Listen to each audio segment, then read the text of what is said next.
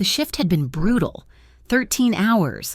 My apron, stiff with dried ketchup and something I hoped was gravy, was bunched in my fist. It was almost 2 in the morning. The neon Sam's sign behind me hummed, casting a sickly red glow on the wet pavement. New York rain in November is not a gentle thing. It is a cold, angry assault. It finds every crack in your shoes, every gap in your collar. My feet were 2 blocks of ice. I clutched the strap of my bag. Inside, $74 in tips, not bad.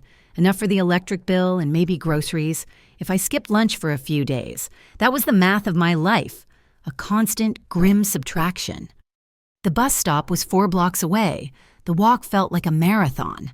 Then I saw the alley, a shortcut, a dark, narrow canyon between the bakery and the laundromat.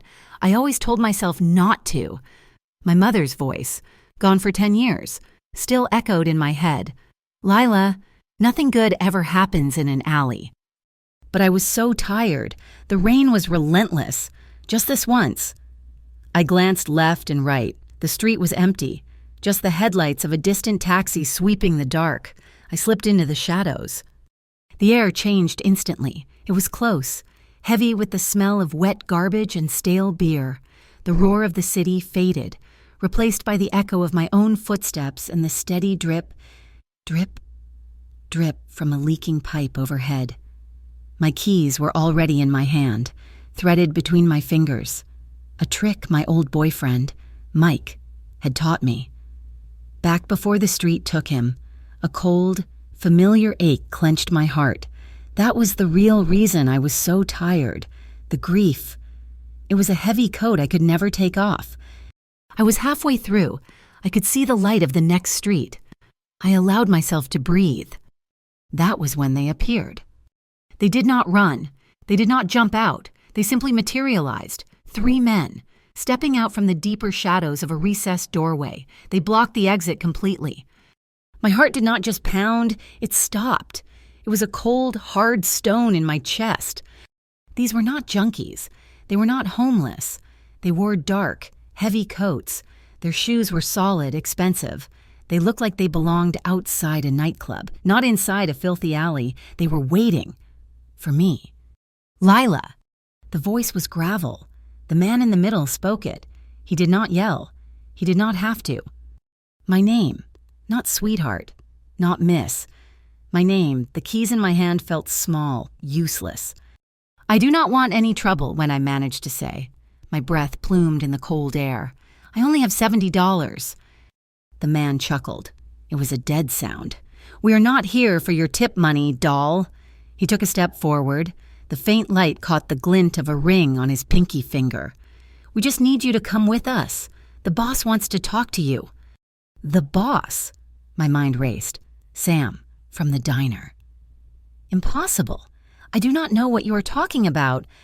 She says she does not know, the man said to his companions. They fanned out slightly, cutting off any chance of retreat.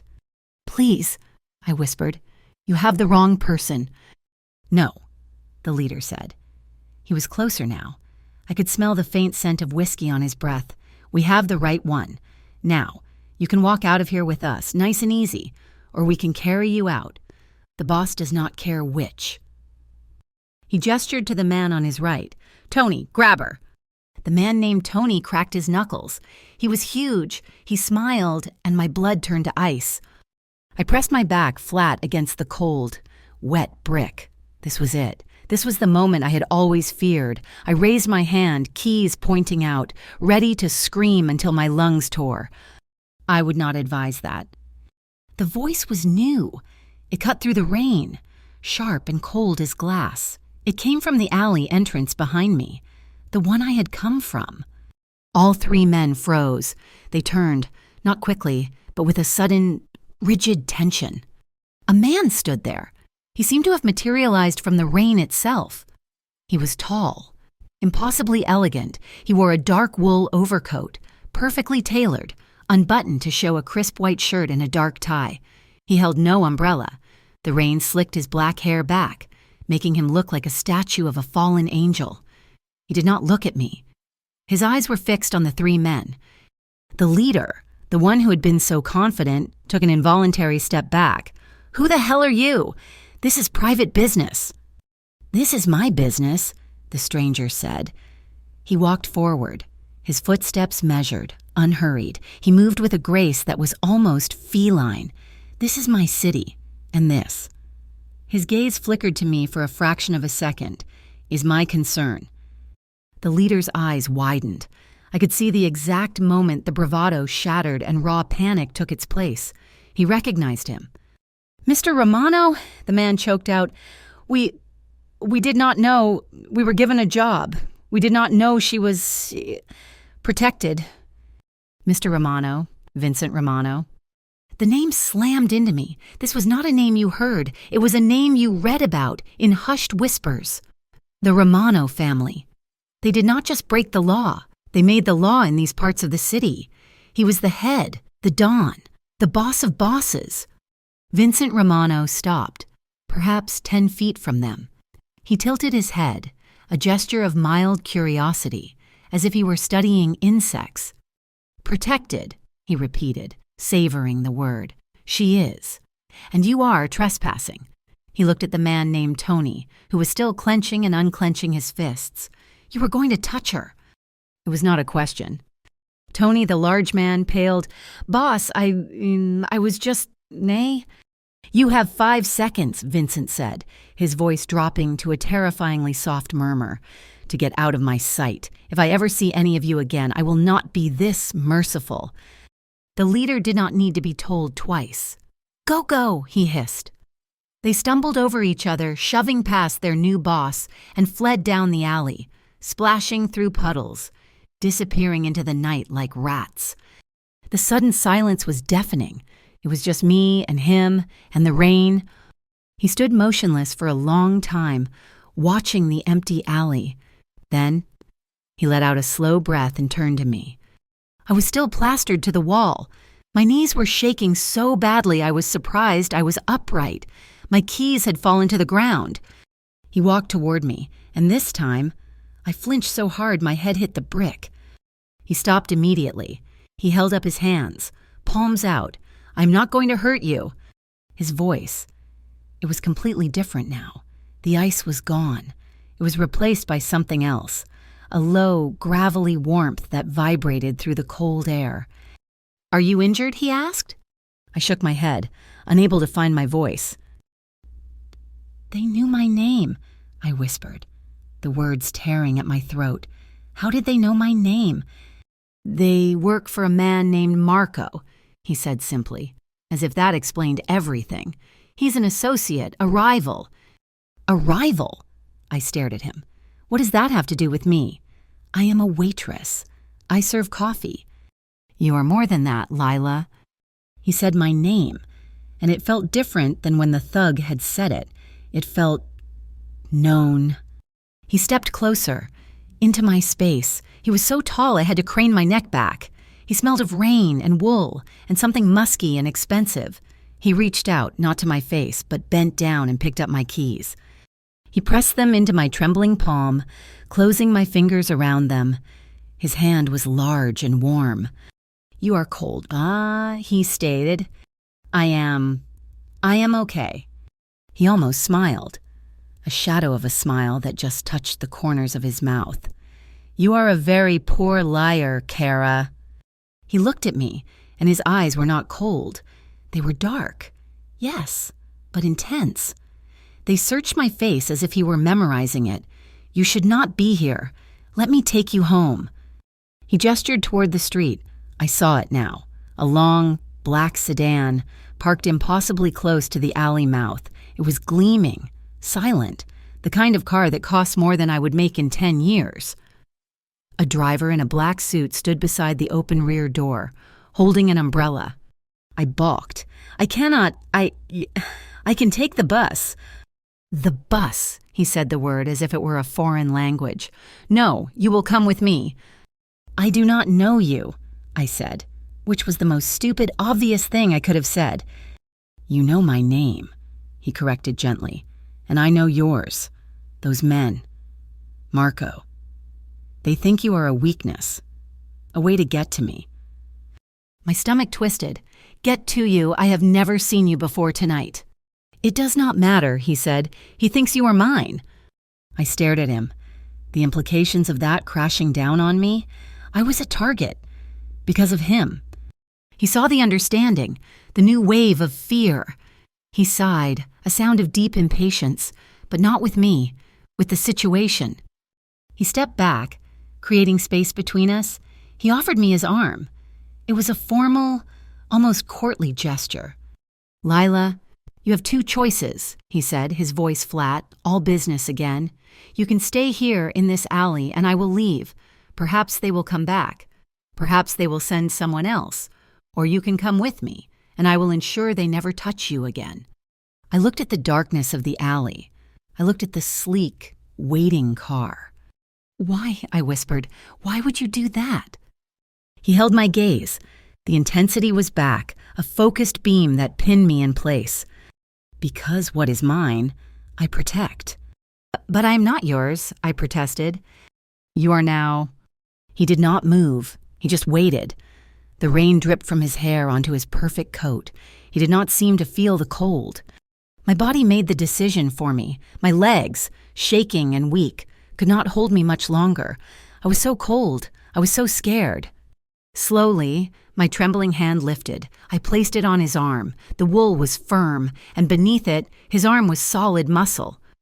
The moment I touched him, the tension in his shoulders seemed to ease. He nodded. Once. He led me out of the alley.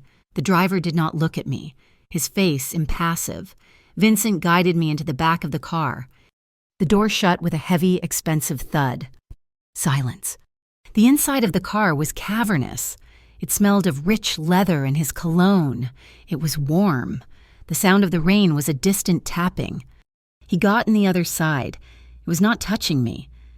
We sat in the dark, a foot of space between us, but I could feel the heat radiating from him. "Where do you live?" he asked. I told him my address, my voice small. He leaned forward and spoke to the driver. "Take us to my home.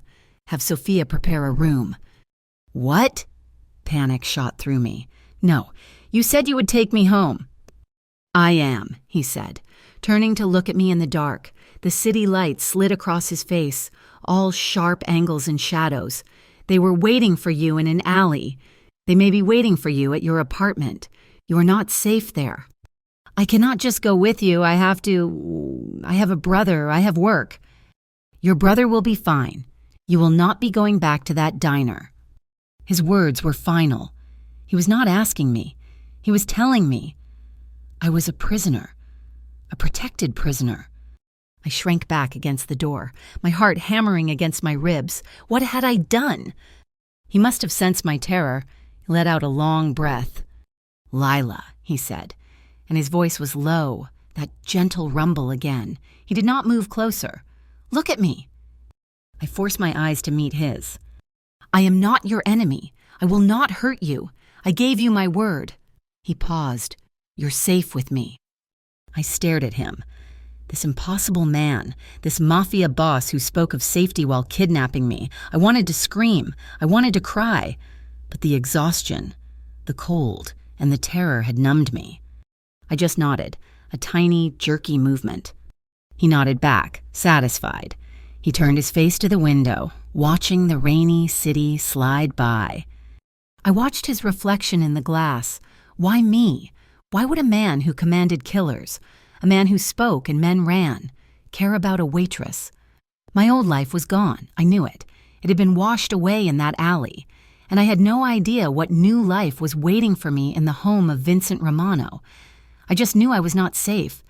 Not really. I was just with him. The ride was silent. The only sound was the rhythmic thwack-thwack of the windshield wipers, slicing through the rain. It was a rich sound, heavy and sure. It was not the high-pitched squeal of the wipers on the B-42 bus. My life was the bus, a rattling metal box smelling of damp wool and exhaust, crammed with people just as tired and beaten down as I was. This was different. This was silence bought with money. This was the kind of quiet that cost more than my apartment. I stared at my reflection in the tinted window. A ghost looked back, pale. Dark circles under her eyes, wet hair plastered to her skull. A girl from the outer boroughs. We were never meant for places like this. My brother Leo and I. Our mother coughed her way out of this world when I was 14 and he was only 8. She spent her life cleaning the gleaming, empty houses of people who lived in cars like this. She never smoked a day in her life, but the chemicals and the dust had settled in her lungs and stayed there. After she was gone, it was just us. I became the adult. I learned to braid hair, to sign report cards, to stretch a pound of ground beef into 3 meals. I learned to lie to the child services workers who came knocking, making my voice bright and my answers quick so they would not look too closely. I graduated high school with top marks. I had a whole portfolio of fashion sketches, designs I had drawn on the back of diner napkins, and old receipts. I dreamed of fabric, of scissors, of making something beautiful out of nothing. I even got a letter from the Fashion Institute of Technology, a conditional acceptance. It covered tuition but not living expenses, not food, not the new sneakers Leo needed every 6 months. So the portfolio went into a box. The dream went with it. I picked up a beige apron and a name tag that said Lila. I learned to balance 4 plates on one arm. I learned to smile when a man twice my age told me I should smile more. I took the shifts no one else wanted, the 13-hour doubles, the overnights, all of it to keep our tiny, damp apartment in Queens, all of it to keep Leo in school and off the streets. He was 16 now, a good kid, but he was starting to look at the men on the corner with the nice cars and the thick gold chains. I was working to show him there was another way, a harder way, a slower way, but a safe way. Safe, that was the word I clung to. My old boyfriend, Mike, he had wanted to be safe, too. He drove a delivery truck. He was a simple man. He loved baseball and cheap beer. He looked at my sketches one night, his calloused fingers surprisingly gentle on the paper. He told me one day he would buy me a real sewing machine, one of those fancy ones. He was going to take me to the ocean. He promised. We had never been. He died 2 years ago. On a Tuesday. It was not some big, dramatic showdown. It was stupid. A fight outside a corner bodega. Someone jostled someone, an argument over nothing. Mike, always the peacemaker, had tried to step in. The other man had a knife. Mike bled out on the sidewalk, his hand reaching for me while I screamed for an ambulance that came 20 minutes too late. After that, I did not just shut down. I locked the doors.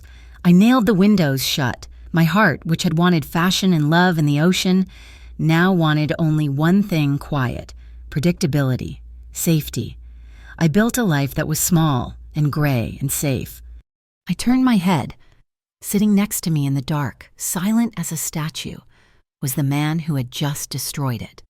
Vincent Romano, you did not grow up in New York without hearing that name. It was not a name for polite company. It was a name spoken in whispers, in back rooms, in precincts. He was not a celebrity. He was a shadow that owned half the city. He ran the unions. He controlled the docks. He was the reason some businesses flourished and others were just smoking holes in the ground. The stories about him were legend. They said he was ruthless, that he had taken over the entire Romano organization at 25 after his father was gunned down in a restaurant. They said he had personally hunted the men responsible. They said he did not believe in love, only in leverage. He did not believe in trust, only in control. He was the coldest man in a cold, hard business. And he was looking at me. His gaze was not leering. Like the men in the alley, it was not hungry. It was analytical. He was looking at me like I was a ledger that did not add up, like I was a piece on a chessboard that had moved unexpectedly. The car did not pull up to a curb. It glided down a ramp into a private underground garage that was cleaner than the diner's kitchen. A man in a sharp suit stood by an elevator, a small earpiece in his ear. He did not look at me. He just nodded at Vincent. The elevator was silent. We rose, and my ears popped. The doors opened, not into a hallway, but directly into a room so large it felt like a hotel lobby. It was a penthouse. One entire wall was a sheet of glass looking down on all of New York.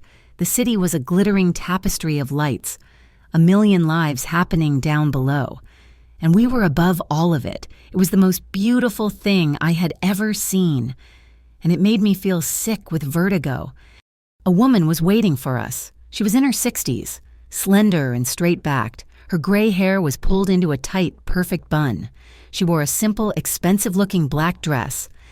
"Mr. Romano," she said. Her voice was steady, with a faint accent I could not place. Vincent shrugged out of his wet coat. She was there to take it before it was fully off his shoulders. "Sophia," he said, "this is Lila. She will be staying. The blue guest room." He did not look at me, and he was already walking toward a massive, unlit fireplace. "She will need clothes," he continued, his back to us, "and something warm. Tea." "Of course, sir." Sophia turned to me. Her eyes were not unkind, but they were assessing. They missed nothing. "Miss, if you will come with me." I did not move. My cheap, soaked sneakers squeaked on the gleaming marble floor. "No." The word was quiet, but it echoed in the huge room. Vincent stopped. He turned around, very slowly. One dark eyebrow was slightly raised. Sophia looked at me, her expression unchanging, but I saw a flicker of surprise. "I am not going to a guest room," I said. My voice was shaking. I hated it. I balled my hands into fists. "You cannot just decide that you said you would take me home." "This is your home now," he said. "No," I repeated, louder this time. "My home is in Queens. With my brother, I have a job. I have a life." He walked toward me, his pace measured. He stopped just outside of my personal space, close enough that I had to tilt my head back to look him in the face. "Your brother," he said, and my blood froze, "is named Leo. He's 16 years old. He's currently at your apartment, 2-47 Hillcrest Avenue, number 3B. He's eating leftover pizza and playing a video game. He's perfectly safe." The room tilted. How do you know that?" "I know everything about you." "Lila," he said, his voice dropping to that low, soft rumble. "I've known for 6 weeks. I know you work 13-hour shifts at Sam's Diner. I know you skip your lunch break. I know you have a sketchbook hidden under a loose floorboard in your closet. I know you have not been on a date in 2 years. And I know you just worked your last shift at that diner." I could not breathe. 6 weeks, you have been watching me." "I watch things that interest me," he said simply. "Why?" I demanded. My fear was being pushed aside by a sharp, hot anger. "Why me because of those men? Because that rival of yours." "His name is Marco," Vincent supplied. "And yes, because of him." "So I am bait." The word tasted bitter. "You are using me as bait." "You are under my protection," he corrected, as if it were a simple fact. "It is not the same thing. You are here because I can control this environment. I cannot control that alley. I cannot control your rundown apartment building. I can control this." There was that word again, control. And he was a man who believed in nothing else. "And for how long?" I challenged him. "How long am I under your protection? A week? A month? And what happens then, after Marco knows my face, knows my name, knows I am yours? Do I just go back to the diner? Do I just go back to my life?" "No," he said. The word was final, absolute. "You are not going back. I will not be your prisoner." He stepped closer, and he was so close now I could feel the warmth from his body. He smelled like rain and expensive wool. "A prisoner is in a cell. Lila, you are in a penthouse. You will have food. You will have clothes. You will be safe. In return, you will not leave this building without me, or one of my men, and you will not contact your brother." "No," I shoved at his chest. It was like shoving a marble wall. He did not budge. "I have to talk to Leo. He will be worried. He will call the police." "He will be told you have a family emergency," Vincent said, his voice still unnervingly calm. "He will be given money. He will be looked after. He will be safer than he has ever been in his life, but you will not speak to him, not until Marco is handled." He captured my wrist. His grip was not painful, but it was steel. "This is not a negotiation. This is the world I live in, and it is the world you live in now." He let go of my wrist. Sophia had reappeared, as silent as a ghost. She held a tray. On it was a steaming mug of tea and a set of folded clothes. They were pajamas, made of a dark blue silk that shivered under the light. They probably cost more than my entire wardrobe. "Drink the tea," Vincent ordered. "Get some sleep. We will talk in the morning." He turned his back on me again, walking over to the wall of glass, and stood there, looking down at his city. He had dismissed me. I stood there, shaking, caught between rage and a bone-deep weariness I had carried for years. Sophia held out the tray. "He's right, you know," she said, her voice quiet. "Right," I choked out. "He just kidnapped me." "He just saved you," she replied, her gaze steady. "Those men would not have been kind, Mr. Romano. He is a man of control. He does not like loose ends. And you, Missa, are a very big loose end." I looked from her steady face to his broad back, a king in his glass tower. My old life, the one that was so safe and so small, was gone. It had died in that alley. I took the mug. The porcelain was warm against my frozen hands. I was terrified. I was a prisoner. But as I took a sip of the hot, sweet tea, a strange, traitorous thought surfaced. My feet were warm. I was not hungry. And for the first time in years, I had no idea what would happen tomorrow. I did not know if that was hope or just a different kind of fear. The first 5 days were a blur of silent, suffocating luxury. I woke up in a bed that felt like a cloud, in a room larger than my entire apartment. The closet was no longer empty. Sophia, Vincent's silent, efficient housekeeper, had filled it with clothes, soft cashmere sweaters, silk blouses, pants tailored from fabrics I had only read about in magazines. They were beautiful. They fit perfectly. I hated them. They were not mine. I was a ghost in a glass palace. I would stand at the enormous window. Looking down at the city, I could see the bridges, the endless rivers of yellow taxis, the microscopic people rushing to jobs I was no longer allowed to have. I felt like I was in orbit, completely disconnected from the world I knew. Vincent was as much a phantom as I was. He was gone before I woke and returned long after I had retreated to my room, too intimidated to stay in the vast, empty living area. We only saw each other in passing. A nod in the hallway, a glimpse of him disappearing into his study, a phone pressed to his ear, his voice a low, hard murmur. He provided everything. Food appeared, courtesy of Sophia, on delicate china. There was a library filled with books I had always wanted to read, but it was a cage, a beautiful, sterile, high-security cage. My old phone was gone. He had given me a new one, a slim, black device. It had one number programmed in it, his. I had not touched it. I missed the diner. I missed the smell of burnt coffee and grease. I missed the rattle of the bus. I missed my life. But most of all, I missed Leo. The worry was a physical sickness. It was a cold knot in my stomach that never went away. He thought I had abandoned him. I knew my brother. He was a good kid, but he was impulsive. He was scared, and Vincent's money would only make him a target.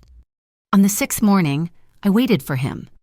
I sat on a chair in the entryway, my hands clenched in my lap, wearing the silk pajamas they had given me. I felt ridiculous. At 4 a.m, I heard the elevator doors slide open. He walked in, and he looked tired. He had loosened his tie, and the top button of his white shirt was undone. He did not seem surprised to see me. He just stopped and watched me, his face impassive. "You should be sleeping," he said. "I cannot sleep," I replied, standing up. My voice shook, but I did not care. "I cannot eat. I cannot breathe in this place. You have to let me talk to him." We discussed this. "Lila, he is safe." He started to walk past me. I moved in front of him, blocking his path to the study. It was like standing in front of an oncoming train. He is not safe. He is a 16-year-old boy in Queens whose sister vanished. He has strange men giving him money. That is not safe. That is a target. He thinks I am dead. Or worse. Vincent's eyes narrowed. He does not think you are dead. He was told it was a family emergency. I am his family. I am all he has. He will be going crazy. I have to see him. No. The word was final.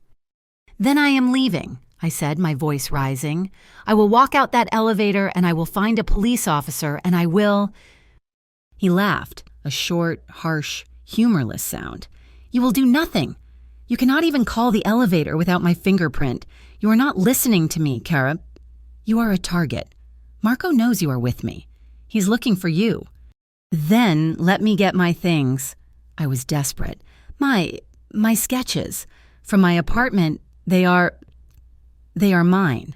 They are all I have left. I hated the wobble in my voice. I hated sounding weak. Please, Vincent. He studied my face. The silence stretched out, filled only by the distant hum of the city. He was weighing things I could not see. Control. Risk. You want your book. He stated he knew.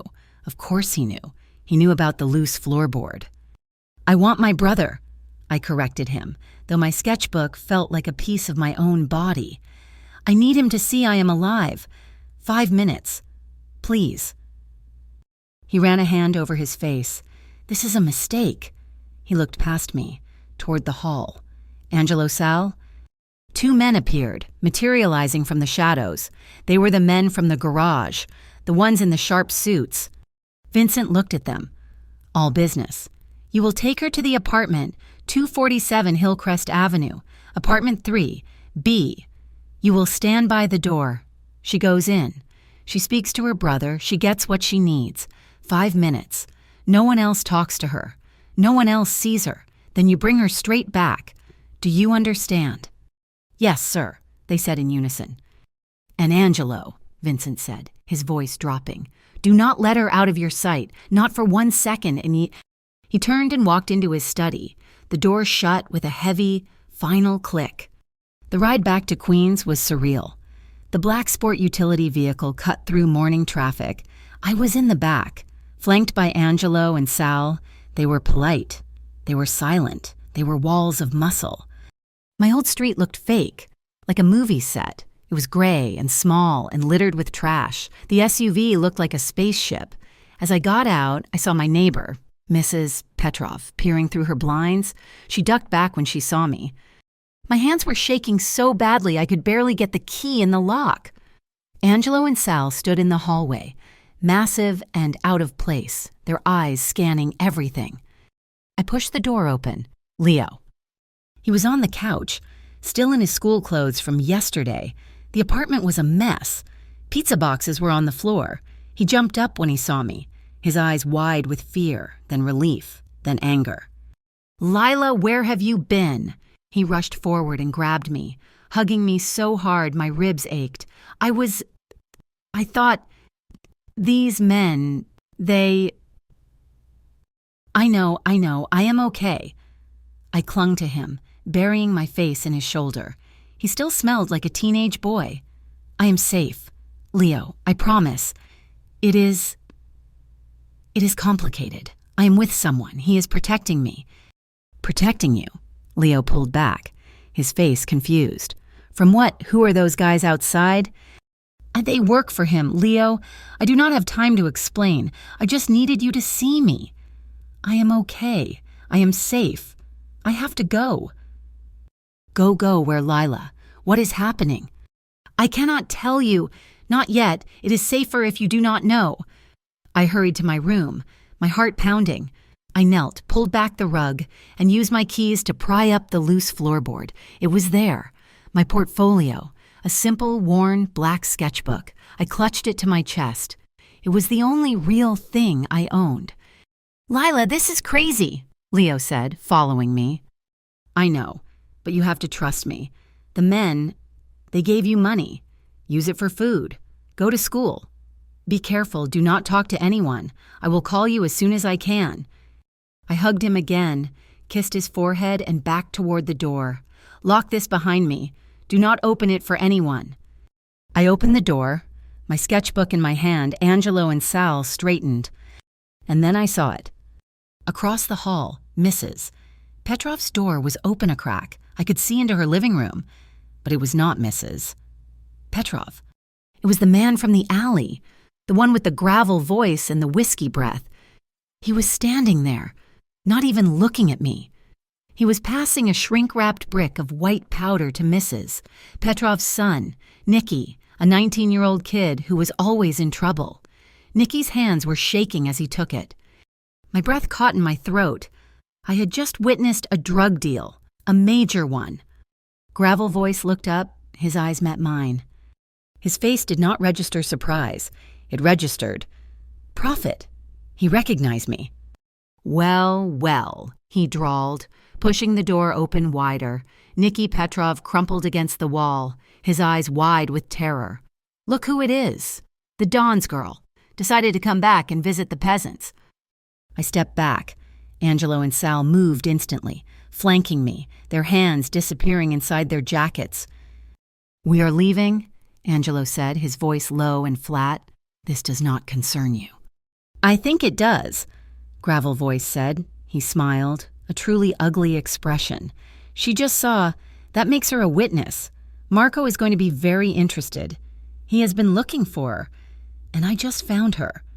He snapped his fingers. 2 more men stepped out of Mrs. Petrov's apartment, guns already in their hands. Take her, Gravel Voice ordered. The men are collateral. The girl comes with us. I screamed.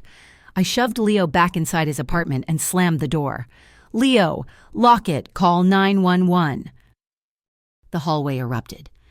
It was not like the movies. It was just noise, deafening. Concussive bangs that echoed in the tiny, enclosed space. Plaster exploded from the walls. I screamed again, dropping my sketchbook and covering my ears as I huddled against Leo's door. Angelo shoved me down, shielding me with his body. Sal the stairs. I saw Sal return fire. A flash of orange from his hand. One of the men from the apartment went down, but Gravel Voice was smart. He was using Nicky Petrov as a shield, pulling the terrified kid in front of him. Then I heard a horrible, wet grunt. Angelo, who was standing over me, stiffened. He fell against the wall, clutching his side. A dark stain was spreading across his white shirt. Angelo, I screamed. Sal was pinned down by the stairwell. Gravel Voice laughed. This is not your day, boys. Just give us the girl. This was it. I was going to die. I was going to die in my own hallway, all for a book. The elevator at the end of the hall dinged. The door slid open. Vincent Romano stood there. He was not in a suit. He was wearing dark jeans and a black jacket. He did not look surprised. He looked furious. He had a gun in his hand, held low, and he moved with a speed that was terrifying. He did not shout. He did not hesitate. Gravel Voice saw him and his smile vanished. Boss? Vincent fired, twice. 2 precise thumps that were different from the other gunfire. Gravel Voice crumpled to the ground, pulling Nicky down with him. The other man fired wildly, and Vincent moved, not away, but into the gunfire, firing again. The man slammed against the wall and slid to the floor. Silence.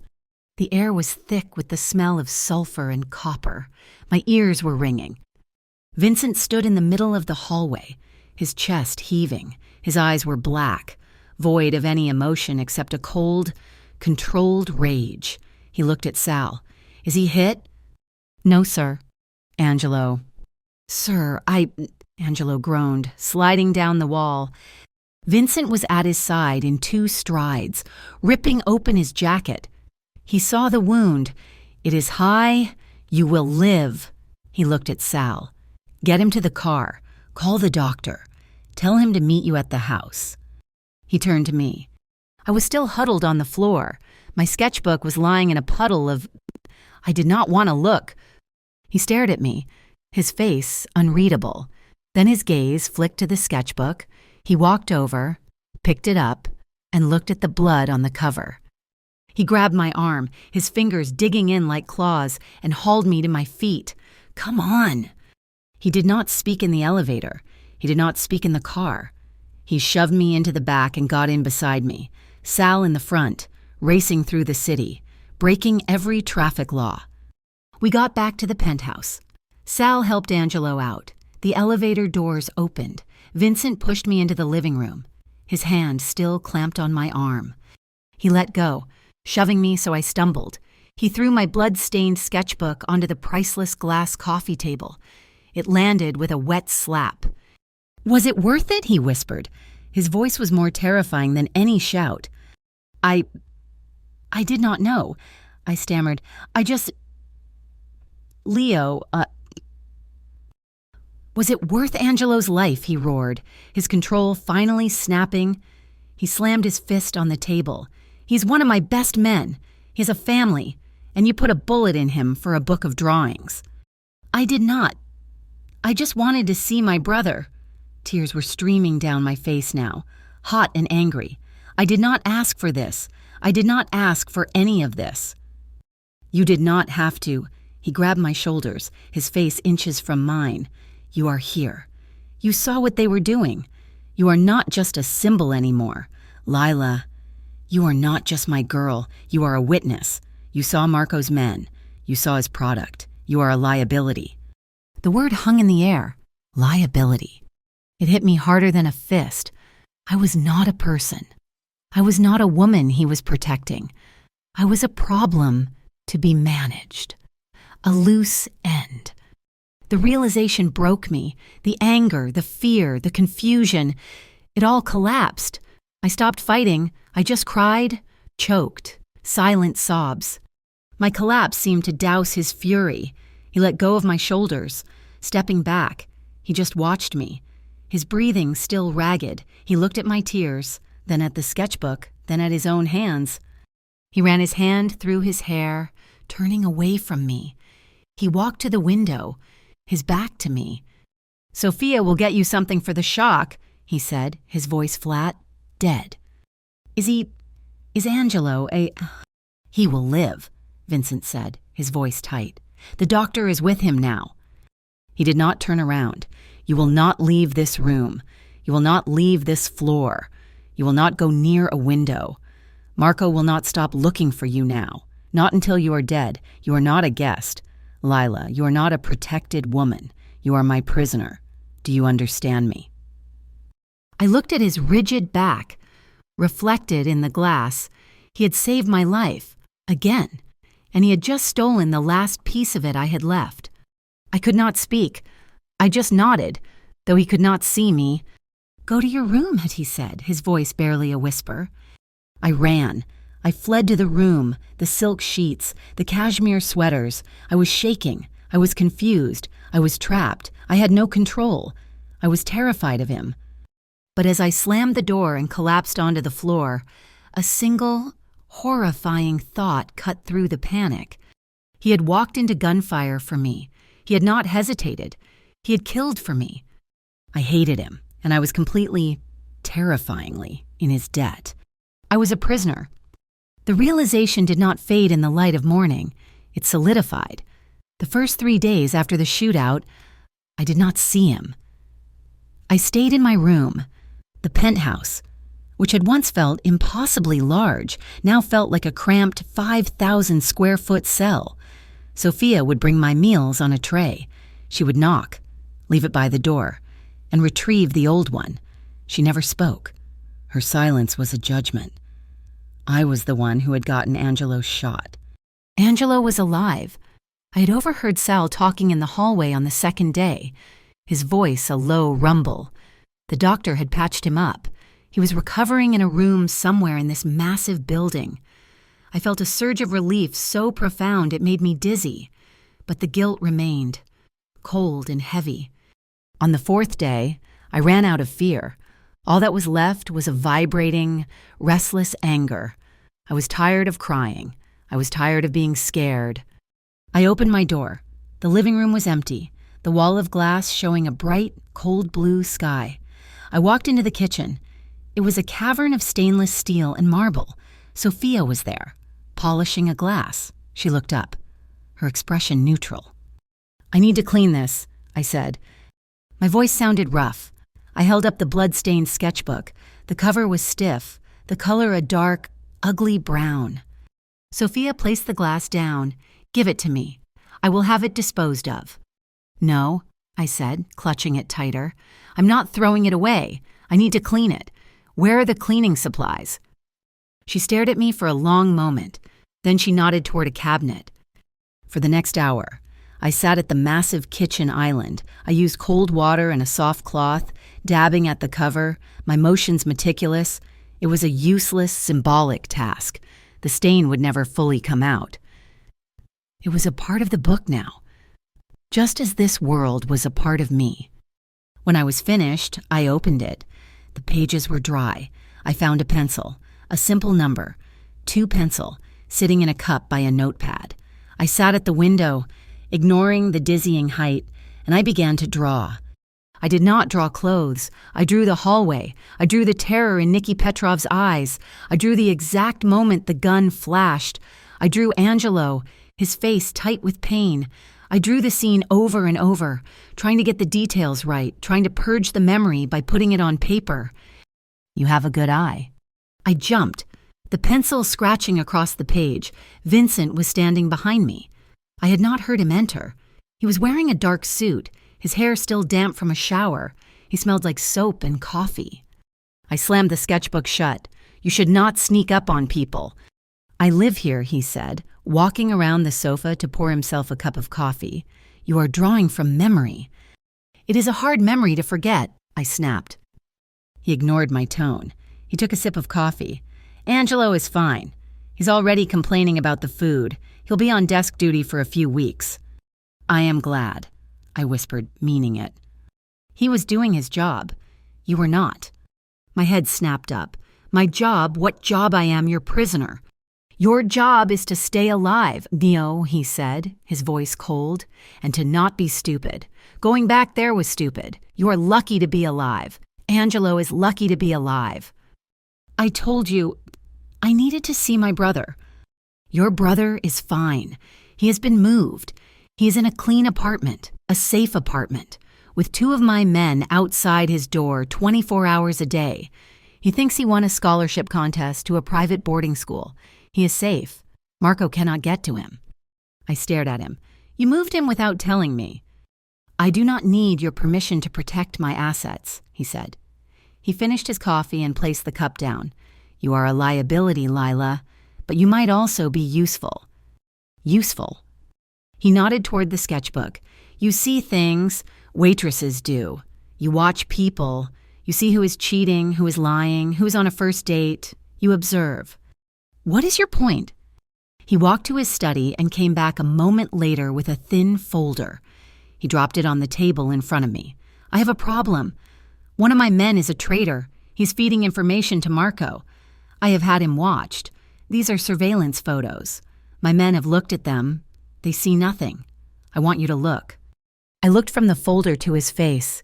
"You want me to be a spy?" "I want you to be a waitress," he corrected. "I want you to look at these people and tell me what you see. Tell me what is wrong with the picture." This was insane. I was a hostage. He was asking me to participate in his criminal organization, and if I refuse, then you can sit in your room and draw circles until this is over. But if you want to stop being a prisoner, you have to start being useful. He tapped the folder. "Look at the pictures, or do not. It does not matter to me." He walked away, back to his study. The door closed. I stared at the folder for a long time.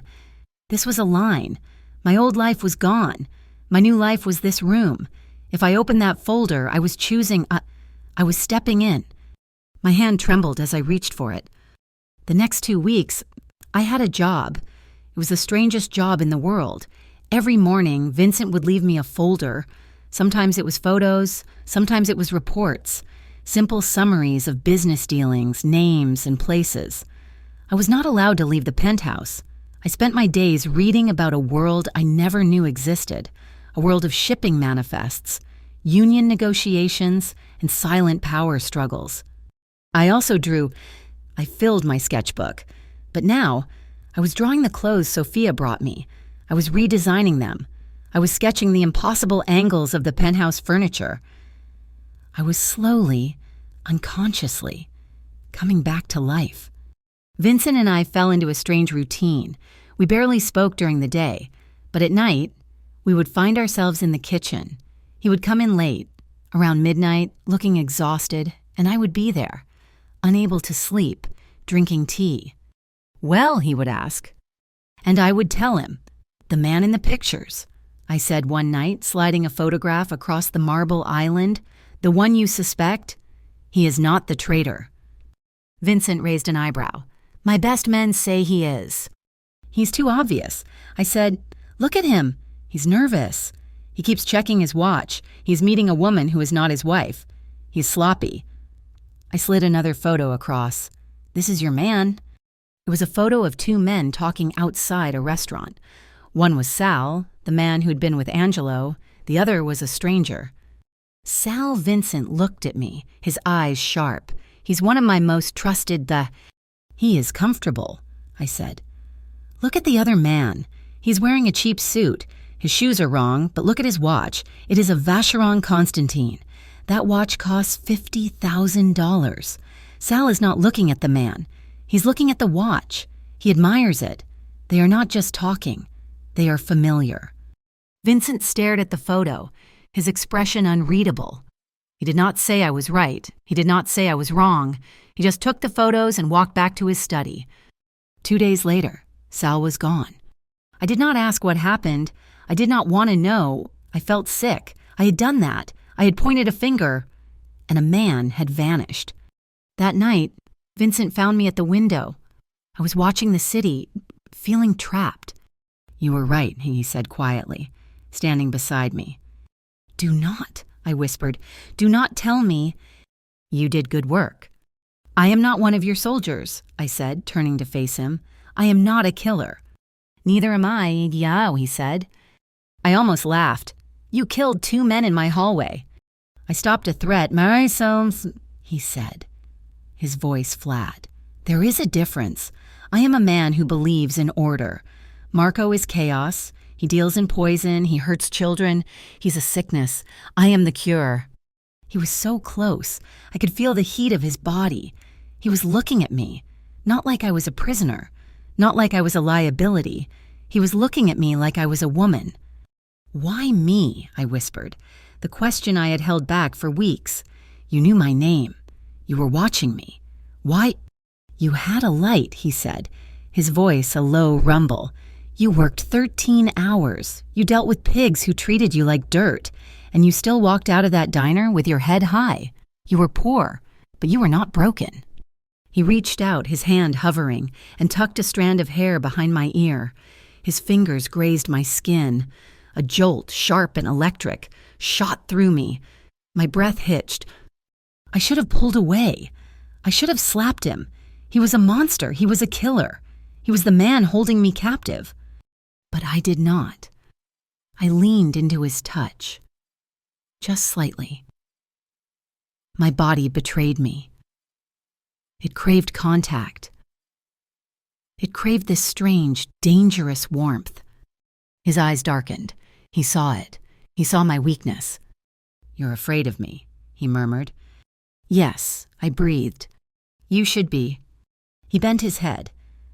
I thought he was going to kiss me. My heart was a hammer against my ribs. I closed my eyes. And then he pulled back. "But not tonight," he said. He stepped away. The spell broken. "Marco is getting desperate. He is making mistakes. Because of you. He wants you. He thinks you are my only weakness." I shivered. "Am I?" "He thinks you are," Vincent said. "And he is going to make his move soon. You are not just a prisoner anymore. Lila, you are my most valuable asset. And I protect my assets." He left me by the window, my skin tingling where he had touched me. I was shaking. I did not know what to believe. I could not trust him. He was using me. He was a cold, calculating man who moved people like chess pieces. He had admitted I was an asset. But when he touched me, My blood caught fire. I was trapped. Not just in his penthouse, I was trapped in this new world, trapped by his protection. I was trapped between my fear of him and my fear of Marco. And I was terrified of the part of me that did not want to be rescued. The next day, the package arrived. Sophia brought it in. It was a simple, brown cardboard box. There was no return address. "It was left with the doorman," she said, her voice tight. "Sir, I do not like this." Vincent was in his study. I was alone. "It is fine, Sophia. It is probably just more clothes." But my hands were cold as I opened it. It was not clothes. It was a single photograph. It was Leo. He was walking out of a corner store, a bag of chips in his hand, and he looked happy. He looked safe. But in the center of his chest, drawn in a thick red marker, was a crosshair. I screamed. The study door burst open. Vincent was there in a second, his eyes wild. "What is it?" I could not speak. I just held out the photograph, my hand shaking so violently I almost dropped it. He took it. His face, which I'd only ever seen in a state of cold control, turned to stone. The fury that rolled off him was a physical thing, a wave of heat. He did not look at me. He did not comfort me.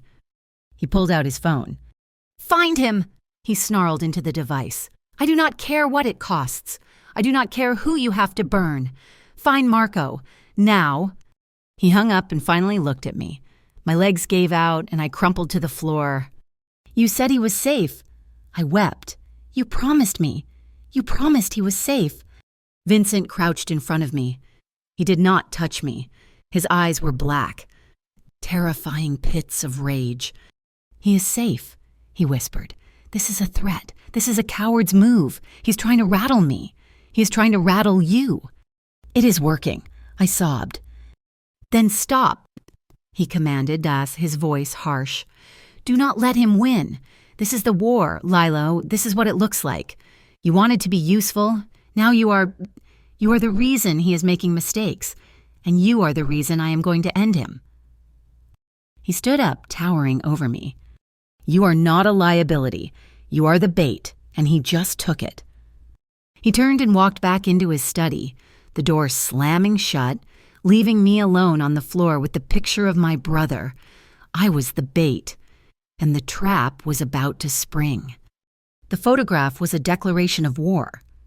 The penthouse, once a silent, gilded cage, transformed into a fortress.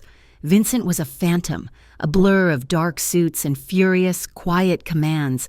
Men I had never seen before appeared, their faces hard, their eyes constantly scanning. They carried briefcases that I knew did not hold documents. The air crackled with a tension so thick I could barely breathe.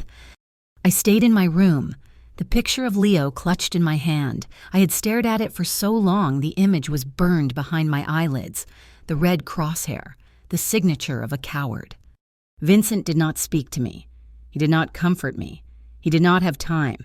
He was hunting. I was the bait, and he was setting the trap. But Marco was hunting, too. It happened on the second day after the photo. The tension was at its absolute peak. Vincent had been gone for hours. A meeting in the city that could not be avoided. He had left me with Sophia and 2 guards, Angelo and Sal, who were now posted permanently outside the elevator. The penthouse was locked down, impenetrable. Sophia knocked on my door. Her face was ashen. "Miss Lila," she said, her voice a reedy whisper, There is a package at the service entrance." Another one. My blood ran cold. "Do not touch it. Tell Angelo." "I did," she said, wringing her hands. "He says it is from the kitchens, a food delivery. But the delivery man, he is insisting you sign for it." "That is ridiculous," I said, stepping out. "Tell him to go." "He will not," she whispered. Her eyes were wide with a terror that was not normal. "Please, Miss, he is very agitated." I walked with her down the long hall, past the kitchen, to the solid steel service door. There was a small peephole. I looked through it. It was not a delivery man. It was Leo. My heart stopped. I did not scream. I did not breathe. It was my brother standing there, his face pale, flanked by two men I did not recognize. One of them had his hand clamped on Leo's shoulder. "Open the door, Lila," Leo said. His voice was strained, terrified. They said to tell you they have pictures from the hallway. They will send them to the police unless you open the door. My old life, crashing into my new one, the shootout, Nikki Petrov, they had evidence.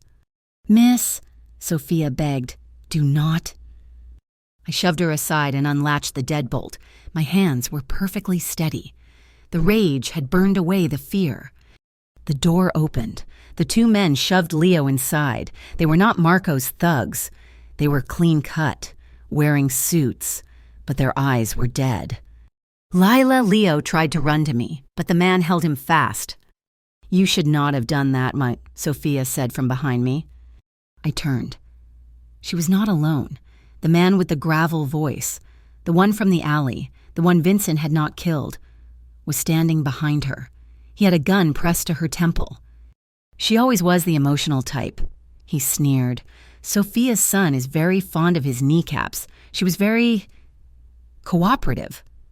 You were a setup," I said to him, ignoring the men holding Leo. "You were not there for a drug deal." "Marco plays the long game," he said, shoving Sophia forward. "He knew you would run to your brother. He knew you would see us. He knew Vincent would get you out. He just did not plan on a gunfight. Messy. But the result is the same." The men grabbed my arms. I did not fight with Tet. I just looked at Leo. "It is okay, Leo. It is going to be okay." "Lila, who are these people?" he cried. "Shut him up," Gravel Voice ordered. One of the men produced a cloth. Before I could react, he pressed it over my mouth and nose. The smell was sickly sweet, chemical. I fought, kicking, but his arm was like steel. "Take her," Gravel Voice said. "Leave the old woman and the kid. They are the message." My vision tunneled.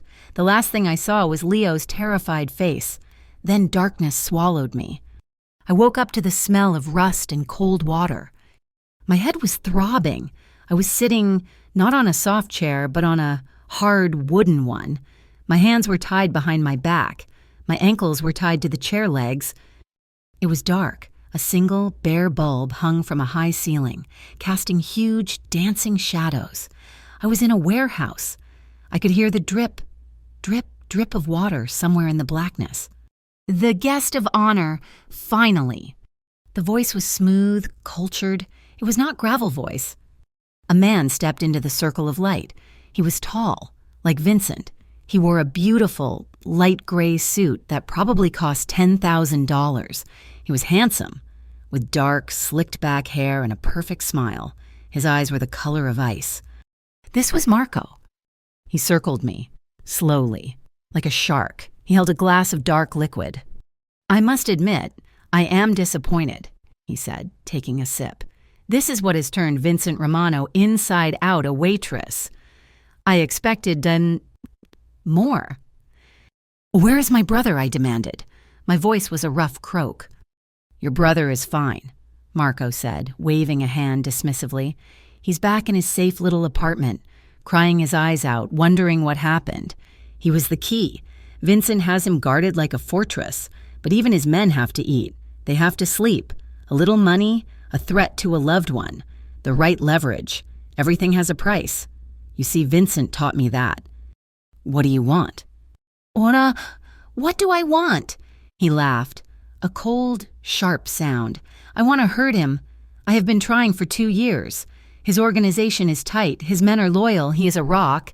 He is order. And I," he smiled, "am chaos. I could not find a crack. Then I found you."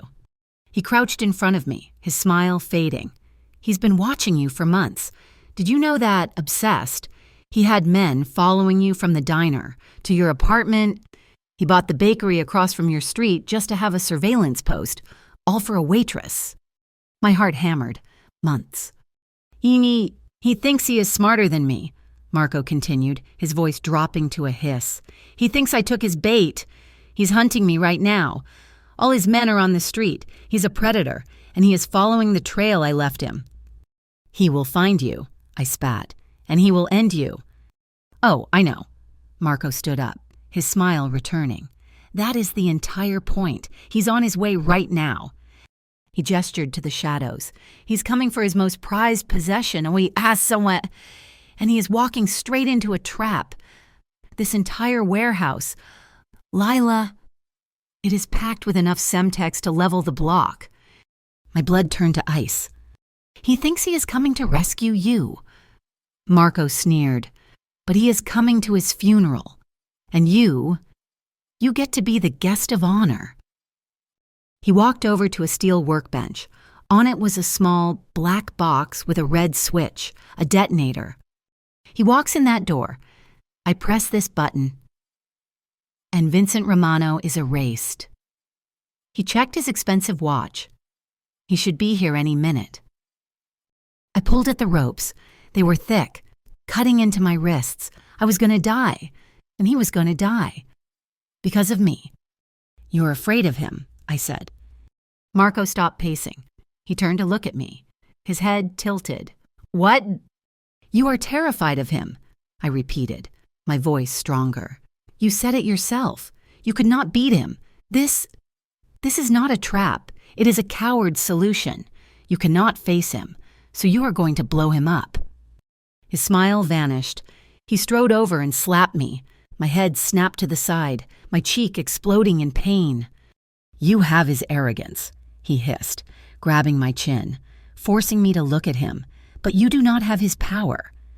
You are nervous. I pushed. I had nothing to lose. I remembered the lessons from the photos. You keep checking your watch. You keep looking at the door. You're not sure it will work. You are afraid he will find a way out. He always finds a way. He will not find a way out of this, Marco roared. He was rattled. I was right. I was pulling at the ropes, twisting my hands. The chair was old, the wood rough. I felt a sharp pain as a splinter drove into my wrist. No, not a splinter. It was metal, a nail head or a screw, sharp and rusted, sticking out of the joint. I ignored the pain. I began to saw the rope against that sharp edge. I scraped my skin, and I felt the warm trickle of blood, but I did not stop. He is coming for me, Way, I said, trying to keep Marco's attention. Not for an asset. For me. You are a thing, he shouted. A toy he bought. A loud bang echoed from outside, a car door slamming. Marco's head snapped toward the main door. He grabbed the detonator. Showtime, he whispered, a manic grin spreading across his face. He backed away toward the far wall, keeping his eyes on the massive corrugated steel door. Come on, Vincent, come and get your... The explosion did not come from the front.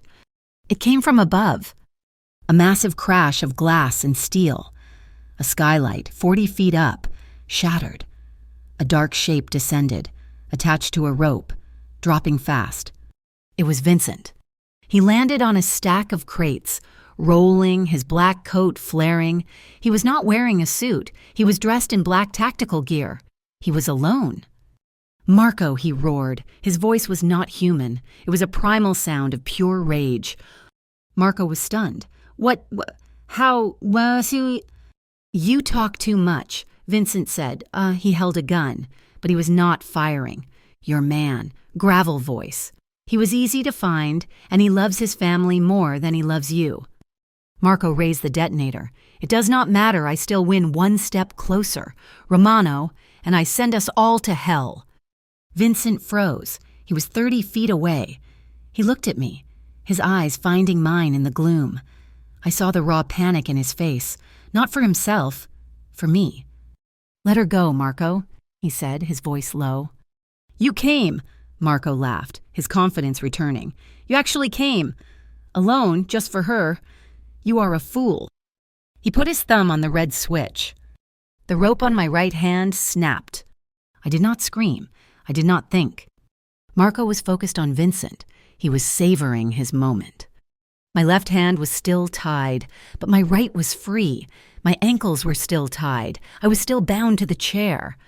I looked around. On the floor, just out of reach, was a piece of rebar, a rusted metal pipe about 2 feet long. "This ends now, Vincent," Marco said.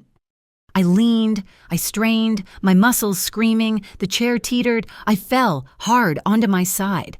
The impact knocked the breath from me, but my free hand closed around the cold, rusted pipe. "Lila," Vincent shouted, taking a step. "Stop!" Marco screamed, his thumb pressing down. "Hey, Marco!" I yelled from the floor. He turned his head, just for a second, his eyes wide with surprise. It was all I had. I threw the pipe. I was lying on my side, my arm awkward. It was a terrible throw.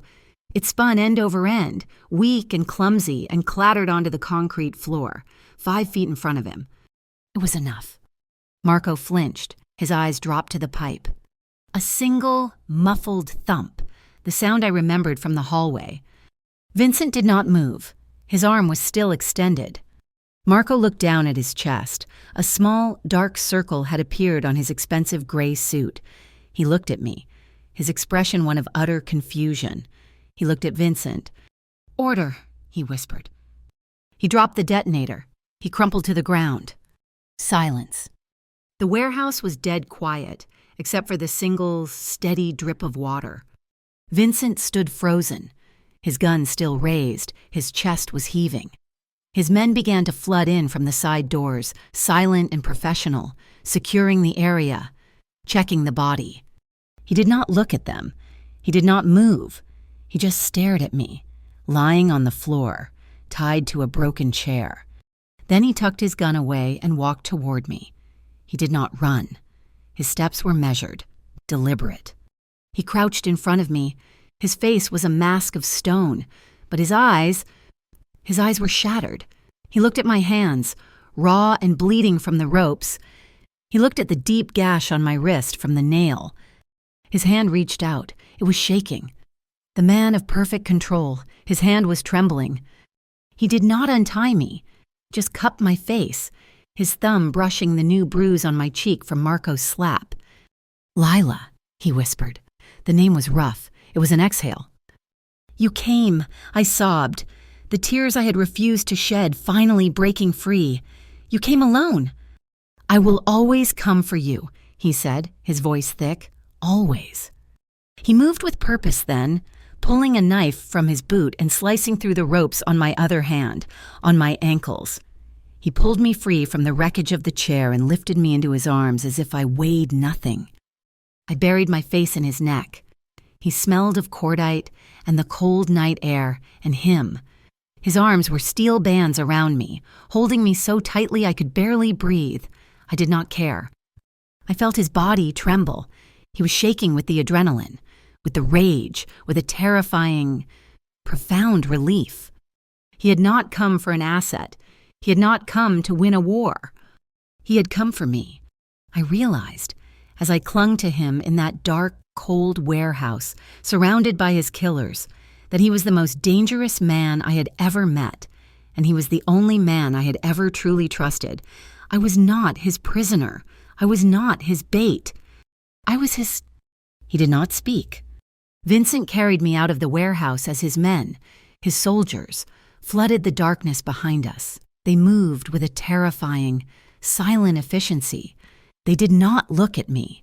They were there to clean, to erase Marco, to erase the explosives, the blood, to erase the moment that had almost ended everything. I was pressed against his chest. I was still clutching the tactical gear he wore. My world had shrunk to the solid, rapid beat of his heart beneath my ear, the steel grip of his arms, and the sharp, cold smell of the night air. He did not put me down until we were in the back of the black sedan. It was not the one he had taken me in before. This was an armored sport utility vehicle, low and threatening. He placed me on the seat as if I were made of glass, his hands infinitely gentle. Then he slid in beside me, slamming the door. The sound was a final, violent thud. "Go," he said to the driver. The vehicle lunged forward, tires screaming on the pavement, throwing me against the leather. Vincent's hand shot out, not to hold me, but to brace me, his arm a rigid bar across my chest. "Easy, Sal." Sal, who had been guarding the penthouse, was driving. It was not injured. Sorry, boss. Lila. The adrenaline was leaving. I was crashing, and the pain was starting to register. My wrists were on fire. My cheek throbbed. My entire body ached from the fall. I was shaking, not from cold, but from shock. Vincent's arm was still across me. He did not move it. He just looked at me. His face was streaked with grime from the skylight. His eyes were still black, but the fury was gone, replaced by an exhaustion so profound it looked like it was carved into his bones.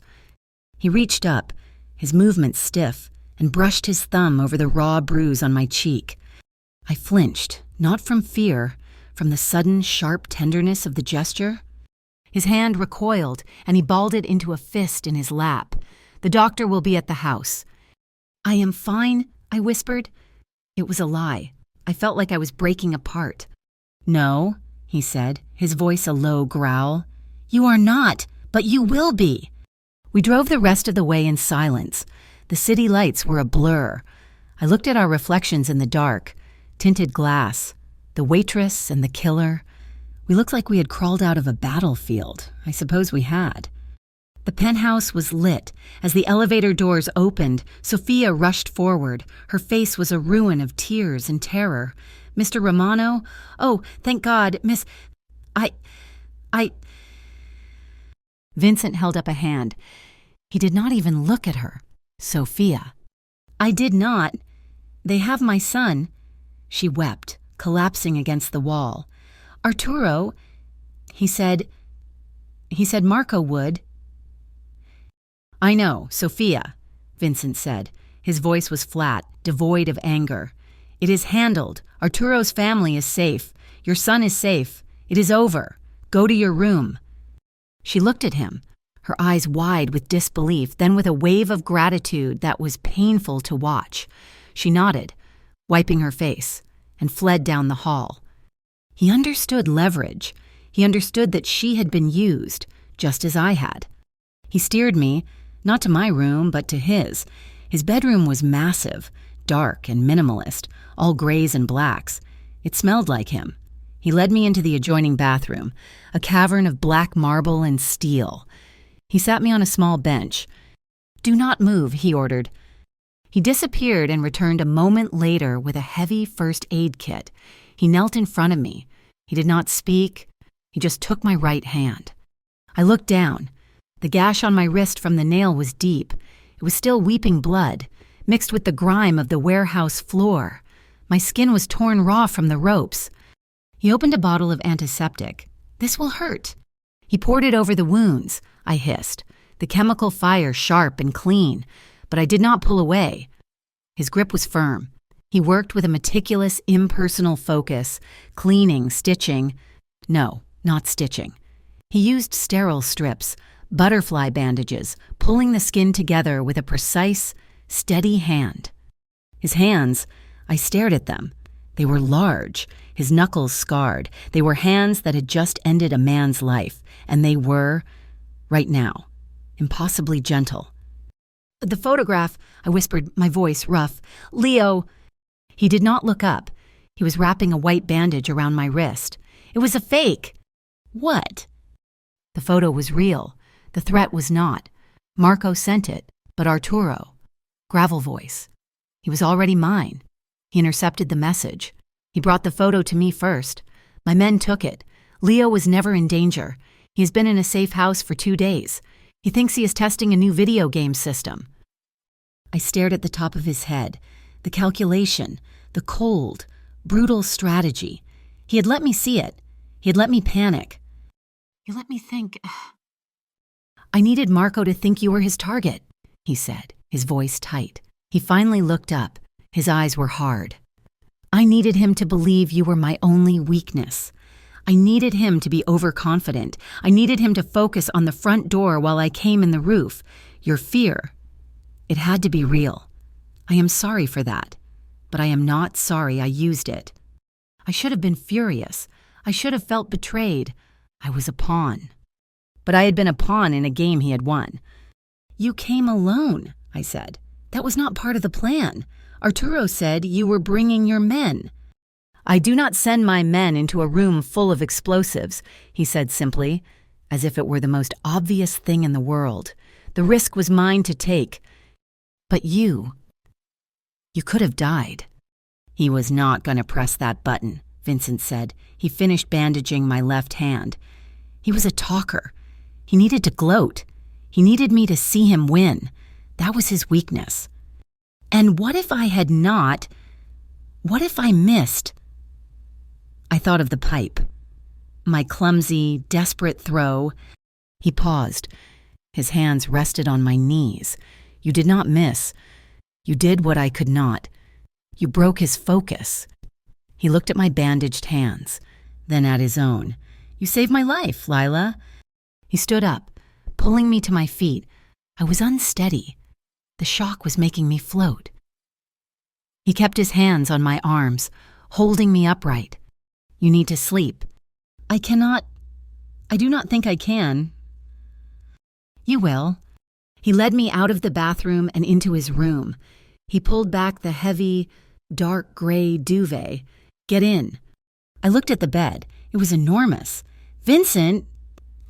I am not going to touch you, he said, his voice rough with an emotion I could not name. But I am not letting you out of my sight. Not tonight. I was too tired to argue. My body was screaming for rest. I climbed into the bed. It was cool and smelled of him. I lay on the edge, my back to the center. I heard him stripping off the tactical gear, the clink of a buckle, the thud of boots on the floor. I heard the shower run. A long time later, I felt the bed dip behind me. He was huge. He was a solid wall of heat, 6 inches away. He did not touch me. I lay in the dark, my body rigid, listening to him breathe. He was not sleeping. He was lying awake, staring at the ceiling, just as I was. Why? I whispered to the dark. Why were you watching me? Marco said, months. He said you were obsessed. The silence stretched. I thought he would not answer. I have a difficult life, he finally said, his voice a low rumble in the darkness. It is built on control, on order. Every day is a war. I acquire, I defend, I consolidate. There is no light. He paused. I was at a restaurant across the street from your diner, a meeting. It was unpleasant. I looked out the window and I saw you. You were working. You were exhausted. A man, a customer, grabbed your arm. He was drunk. You did not cry. You did not scream. You calmly poured an entire pitcher of ice water into his lap. And then you kept working. A small, choked laugh escaped me. I remembered that. 2 months ago. I saw you, he continued. You were real. You were not broken. You were not like me. You were clean. I wanted to watch, to remind myself that people like you existed. I am not clean anymore, Vincent, I whispered. I am in your bed. I helped you kill a man. My hands are... Your hands are strong, he said. He moved, rolling onto his side. I could feel his breath on the back of my neck. And you are not in my world. Lila, you are in our world. Marco is gone, but his organization, it is chaos. It is a vacuum. I have to fix it. I have to take control. There will be other men, other families who see this as weakness. So it is not over. No, he said, it is never over. I felt the last of my old life, my old self, die. The waitress was gone. The girl who dreamed of safety was gone. She had died in the warehouse. What am I supposed to do? I asked, turning to face him. In the dark, I could just make out the shadows of his face. His eyes were fixed on me. Oh, you are not a prisoner, he said. You are not a guest. You are free. You can leave. I will give you money. I will send you anywhere in the world. I will protect you. You can be safe. I looked at him. The safe life. The clean life.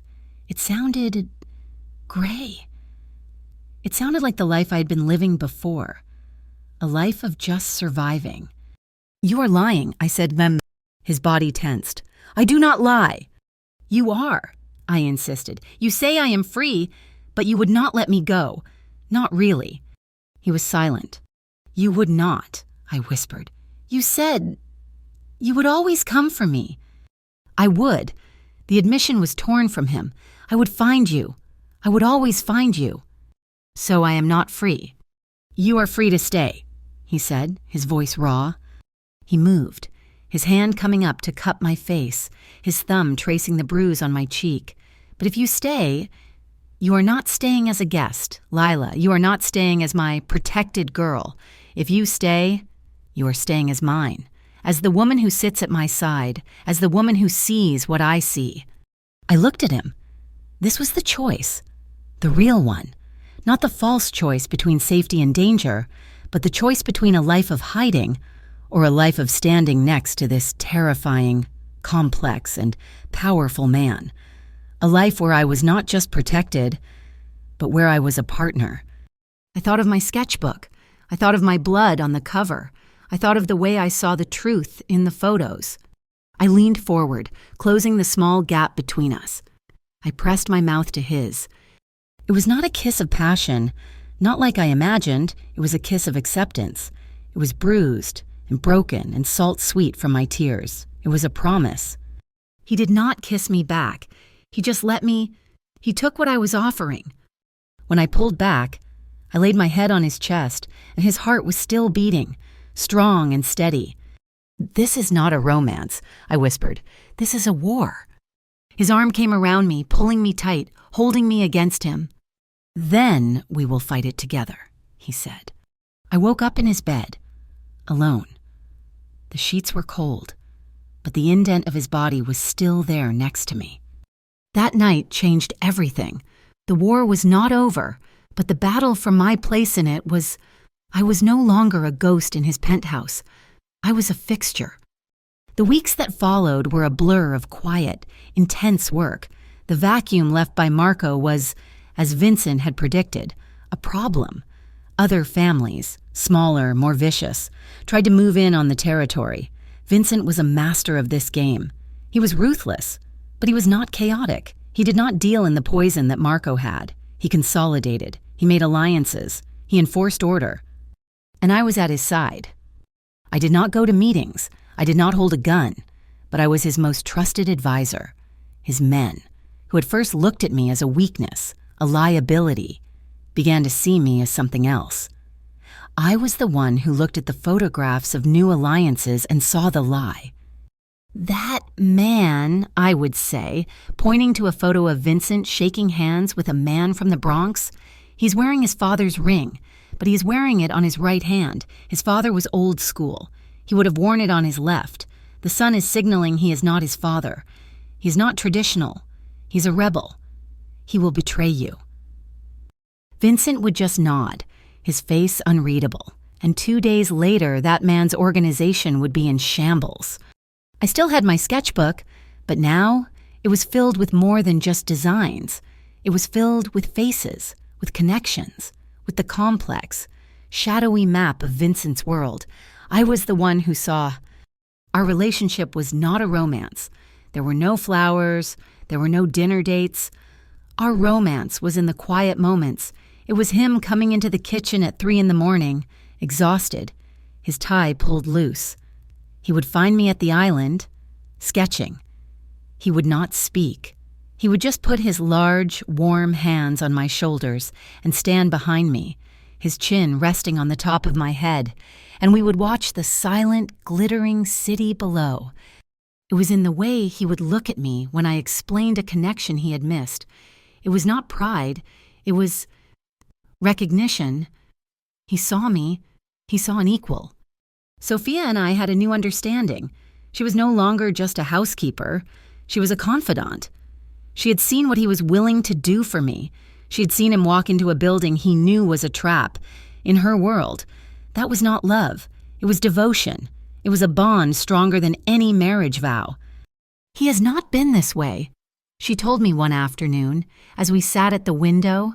"Since his father died, he was all iron and ice. You are the fire. You make him warm. You make him human." I do not know what I make him, I said honestly, looking down at my hands. The scars on my wrists were pale pink now, a permanent reminder. I understand him. That, Kara, she said, patting my hand, is more important. He kept his promise about Leo. My brother was safe. He was enrolled in a private school in Connecticut, a place with ivy-covered walls and boys who had never seen an alley. Vincent's men were still with him, but they were disguised as campus security, as groundskeepers. Leo was thriving. He was getting good grades. He was on the soccer team. I was allowed to see him once a month. It was a performance. I would arrive in a black sedan, wearing the expensive, beautiful clothes Vincent had bought for me. I was Lila Romano, a distant cousin who was managing his scholarship fund. I met him in a sun-filled library. He hugged me, and he felt different, taller, stronger. He was not the scared kid from our apartment. "Lila, this place is amazing," he said, his eyes bright. "The computers, the food. I cannot believe I won." "You earned it, Leo," I said, my heart aching with a love so fierce it almost choked me. Are you okay?" he asked, his voice lower. "You look different." "I am good," I said, forcing a smile. "I am happy." He looked at me, really looked at me, and I saw a shadow of the street-smart kid he used to be. "Is he good to you, the man you are with?" "He keeps me safe," I said. It was the truest thing I could say. "Okay," he said, nodding. "That is good, but Lila, I miss you." "I miss you too," I whispered, "more than you know." I left an hour later. Vincent was waiting in the car. I got in and did not speak. He just reached across the console and took my hand. He did not say anything. He did not have to. He knew what that visit had cost me. He knew the sacrifice. Our life found its rhythm. It was a life lived in the penthouse, above the world. It was a life of quiet tension, of knowing that danger was always on the perimeter. But it was our life. I had given up my dream of being a designer. I had given up my old life. I had given up my brother. I had traded it all for this. This man, this king in his glass tower. And then, about 6 months after the warehouse, my new world tilted on its axis. It started with a smell. Sophia was cooking. A simple roast chicken, an aroma that should have been comforting. I ran to the bathroom, my stomach heaved, and was violently sick. Sophia followed me. She held my hair back, her hand cool on my neck. "It is just the flu," I gasped, rinsing my mouth. Sophia did not say anything. She just looked at me with those knowing, assessing eyes. "When was your last cycle, miss?" I froze. I counted back. I had not been counting. My life was not measured in weeks anymore. It was measured in before Marco and after Marco. It had been 8 weeks. "No," I whispered. "It is not. He is a man, Kara," she said softly. "And men, even the most careful ones, they are just men." She left. She returned 10 minutes later with a small, white box. She did not say a word. She just put it on the marble counter and walked out, closing the door softly behind her. I sat on the cold floor for a full hour, just staring at the box. This was not possible. This was not part of the plan. This world, our world. It was not a place for a child. It was a place of shadows and guns and enemies. A child was not an asset. A child was a target. It was the ultimate vulnerability.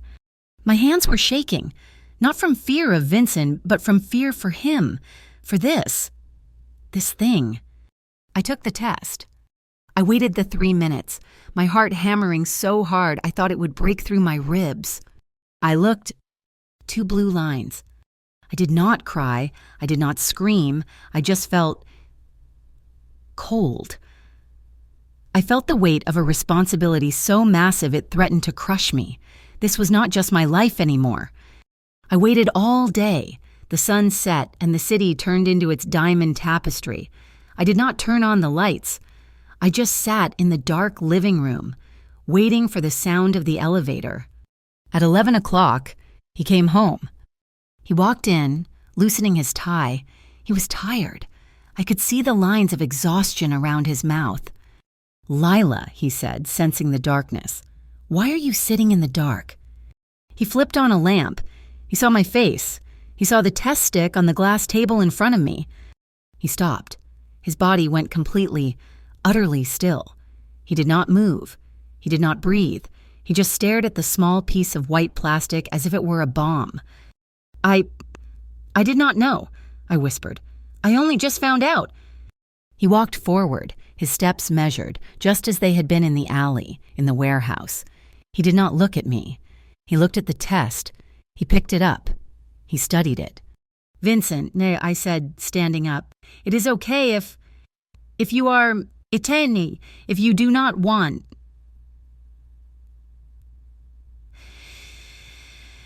He turned to me. His face was not angry. It was not cold. It was undone.